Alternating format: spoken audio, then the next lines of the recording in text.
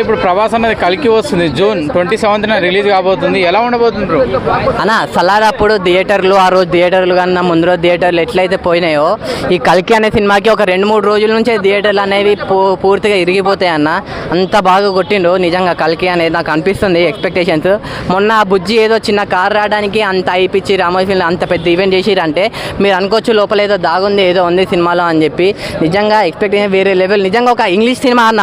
అంటే మన బాహుబలి, RRR వీళ్ళందరినీ రాజమౌళి గారు ఎలా అయితే హాలీవుడ్కి పరిచయం చేశారో, సో మన ప్రభాస్ అన్న మన డైరెక్టర్ గారు కలిసి నిజంగా హాలీవుడ్ సినిమానే తీసిరాయితే అలా అయితే అనిపించింది. ఆ వార్ కానీ కలికి అవతారం కానీ నిజంగా వేరే లెవెల్ అనిపిస్తుంది అన్న.